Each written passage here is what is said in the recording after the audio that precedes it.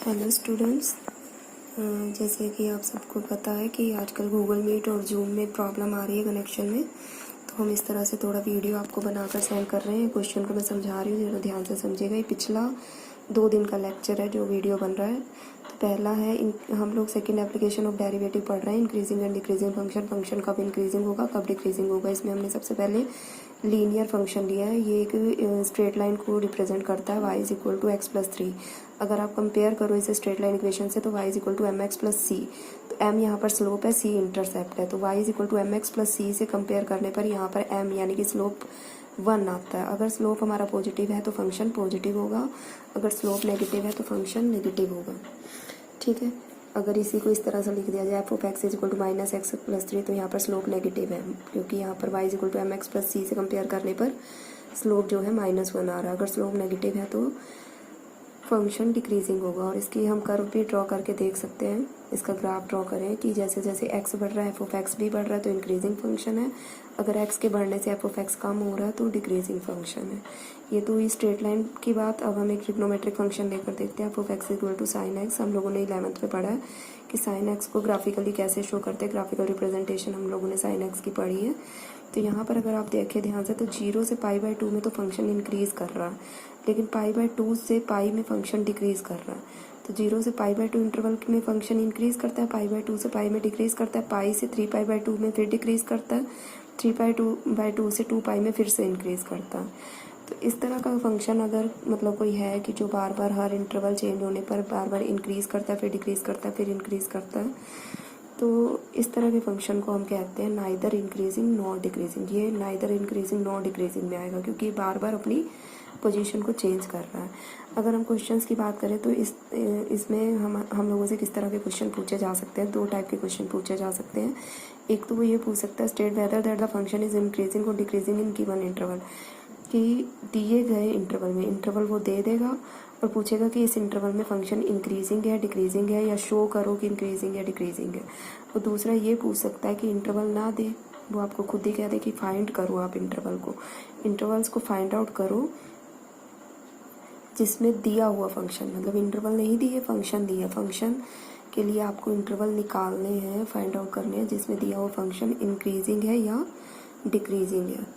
ठीक है। तो ये चीज़ तो वही होगी कि 0 से π/2 में हमारा साइन एक्स इंक्रीजिंग है, π/2 पाई में डिक्रीजिंग है। और अगर ऐसा हो रहा है कि फिर यानी interval function increasing as well as decreasing, मतलब एक इंटरवल में इंक्रीजिंग है फिर दूसरे में डिक्रीजिंग, फिर इंक्रीजिंग फिर डिक्रीजिंग, तो उस तरह के फंक्शन को हम किस कैटेगरी में रखेंगे, नाइदर इंक्रीजिंग नॉर डिक्रीजिंग में। जैसे कि हमारा साइन एक्स की बात हम लोगों ने अभी की है। अगर इस तो हम लोग देखते हैं कि अगर जैसे अभी तक हमने स्ट्रेट लाइन फंक्शन की और ट्रिग्नोमेट्रिक फंक्शन की बात की, अब अगर हमारे पास दूसरे टाइप के फंक्शन आ जाए कुछ और मतलब जिसमें हम कर्व या ग्राफ ड्रॉ करके नहीं बता सकते, जैसे साइन एक्स में हमने कर्व ड्रॉ कर ली, स्ट्रेट लाइन में हमने ग्राफ ड्रॉ कर लिया, मान लो ऐसे फंक्शन है जिसमें ग्राफ ड्रॉ नहीं किया जा सकता, तो उसमें हम लोग कैसे बताएंगे। उसके लिए कंडीशंस है कि जैसे हमारे पास फंक्शन दिया होगा तो हम उसका डेरिवेटिव फाइंड आउट करेंगे। तो डेरिवेटिव अगर ग्रेटर देन इक्वल टू 0 होगा, ये देखो ये इंक्रीज हो रहा है, थोड़ी देर के लिए कांस्टेंट हो जाता है फंक्शन और फिर ये इंक्रीज होता है। अगर ग्रेटर देन इक्वल टू 0 है तो यहाँ पर x किससे बिलोंग करेगा, ओपन इंटरवल a b से, तो हमारा ये फंक्शन इंक्रीजिंग होगा। अगर ग्रेटर देन इक्वल टू 0 है तो इंक्रीजिंग फंक्शन, अगर केवल ग्रेटर देन 0 इक्वल की कंडीशन नहीं है तो स्ट्रिक्टली इंक्रीजिंग। अगर हमारा लेस देन इक्वल टू 0 है फंक्शन का डेरिवेटिव, फंक्शन नहीं फंक्शन का derivative F dash of x, अगर लेस देन इक्वल टू 0 है तो डिक्रीजिंग, अगर लेस देन 0 है तो स्ट्रिक्टली डिक्रीजिंग। यहाँ पर मैंने लिखा नहीं है, मैं लिख दे रही हूँ इसको। ये आपका फंक्शन जो होगा स्ट्रिक्टली डिक्रीजिंग होगा। ठीक है। यहाँ पर इक्वल टू की कंडीशन नहीं आएगी। अगर इक्वल टू की कंडीशन नहीं है तो स्ट्रिक्टली डिक्रीजिंग। यहाँ देखो स्ट्रिक्टली वर्ड में इक्वल टू की कंडीशन नहीं आएगी, स्ट्रिक्टली इंक्रीजिंग में इक्वल टू नहीं है, स्ट्रिक्टली डिक्रीजिंग में इक्वल नहीं है।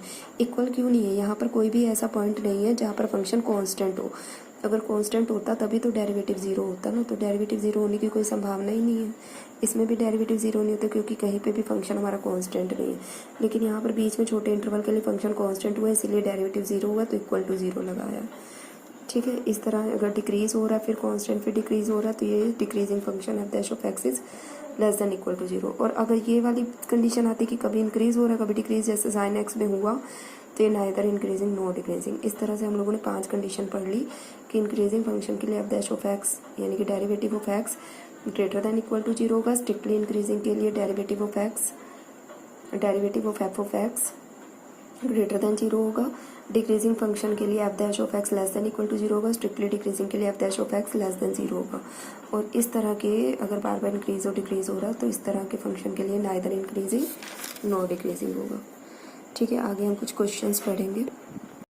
देखिए, जैसे आपका पहला क्वेश्चन दिया है, prove that f of x is equal to cos x strictly decreasing in interval 0 to pi. हमको दिखाना है कि कोस एक्स जो है वो स्ट्रिक्टली डिक्रीजिंग है इन इंटरवल 0 to पाई। तो सबसे पहले हम इसका डेरिवेटिव ले लेते हैं, एफ डैश ऑफ एक्स।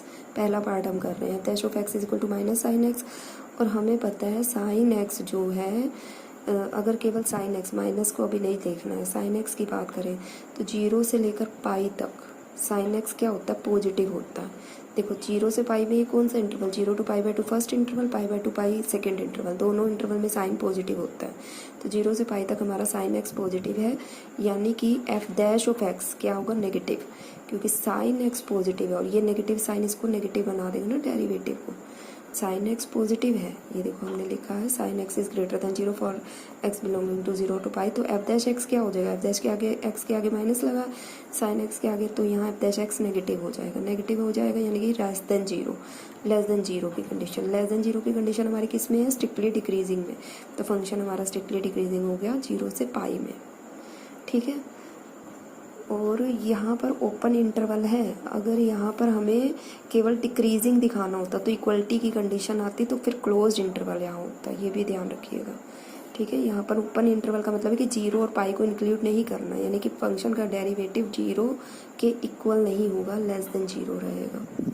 ठीक है, अब अगला हम देखते हैं। अगले में उसने पूछा है कि इसको प्रूव करो कि स्ट्रिक्टली इंक्रीजिंग है पाई से 2 पाई के बीच में। तो अगर फिर से हम डेरिवेटिव लेते हैं, f of x cos x है तो एफ डैश ऑफ एक्स होगा माइनस का साइन एक्स। और अगर माइनस का साइन एक्स की बात करें, साइन एक्स की, केवल माइनस की नहीं, साइन एक्स की अगर बात करें तो पाई से लेकर 2 पाई तक ये नेगेटिव रहता है, और ये नेगेटिव मिलकर उसको पॉजिटिव बना देगा डेरिवेटिव को, है ना। साइन एक्स नेगेटिव है पाई से 2 पाई के बीच में, और ये माइनस ऑलरेडी लगा, तो derivative of f of x जो है वो पॉजिटिव हो जाएगा for x belonging to pi to 2 pi. So function is strictly increasing. ठीक है, greater than 0, f dash of x is greater than 0 की कंडीशन आपकी स्ट्रिक्टली इंक्रीजिंग में है।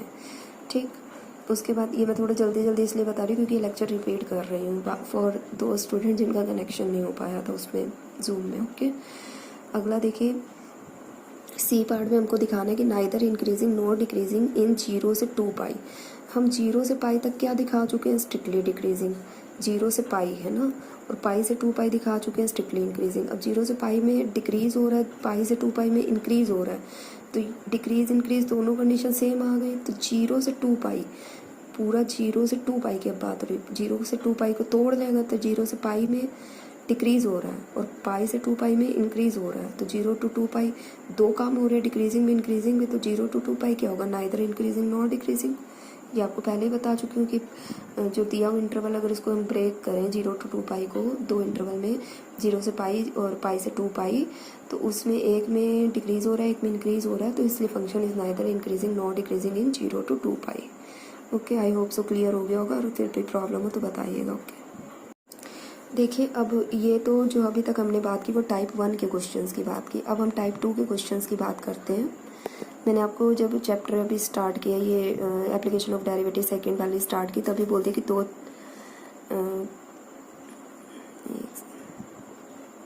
दो टाइप के क्वेश्चंस आपको पूछे जा सकते हैं। ठीक है, तो अब अगर हम दूसरे टाइप की अगर बात करते हैं तो दूसरे टाइप में देखिए ये पूछा जा सकता है, मैंने कहा था कि इंटरवल फाइंड आउट करने को कह सकता है, फंक्शन दिया होगा। तो फंक्शन दिया है x² - 4x + 6, कह रहा है कि वो इंटरवल फाइंड आउट करो जिसमें फंक्शन स्ट्रिक्टली इंक्रीजिंग है, पहला, और दूसरा पार्ट वो इंटरवल फाइंड आउट करो जिसमें फंक्शन डिक्रीजिंग है, स्ट्रिक्टली डिक्रीजिंग। तो इसमें हमको करना क्या होगा, इसमें हम सिंपली पहले एफ ऑफ एक्स से एफ डैश ऑफ एक्स निकाल लेंगे। अगर F of x x² - 4x + 6 है तो एफ डैश ऑफ एक्स क्या होगा, 2x - 4 होगा, है ना। और एफ डैश एक्स को 0 रख लेंगे, 0 रख के हम एक्स की जो वैल्यू निकालेंगे उसको बोलते हैं क्रिटिकल पॉइंट।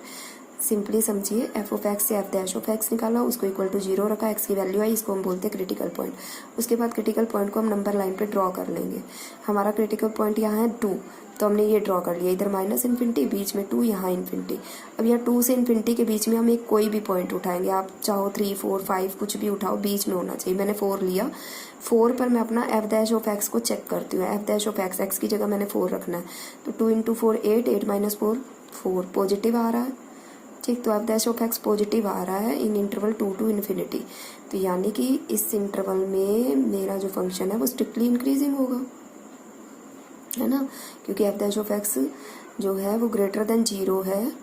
ये देखो 8 माइनस 4 ग्रेटर देन 0 है इन इंटरवल 2 टू इन्फिनिटी। और अगर इधर कोई पॉइंट लेती हूँ, इधर मान लो मैंने 0 ले लिया, तो यहाँ पर फंक्शन लेस देन 0 आ रहा है। देखो यहाँ पर जब एक्स की जगह 0 रखा तो -4 लेस देन 0 आ रहा है। तो इस इंटरवल में लेफ्ट साइड पर ये लेस देन 0 है डेरिवेटिव, और इस इंटरवल 2 टू इन्फिनिटी में ग्रेटर देन 0। तो हमने कह दिया function strictly increasing in 2 to infinity and strictly decreasing in minus infinity to 2। तो ये दोनों चीज़ें हमने इंटरवल निकाल के दिखा दी, इंक्रीजिंग की भी और डिक्रीजिंग की भी।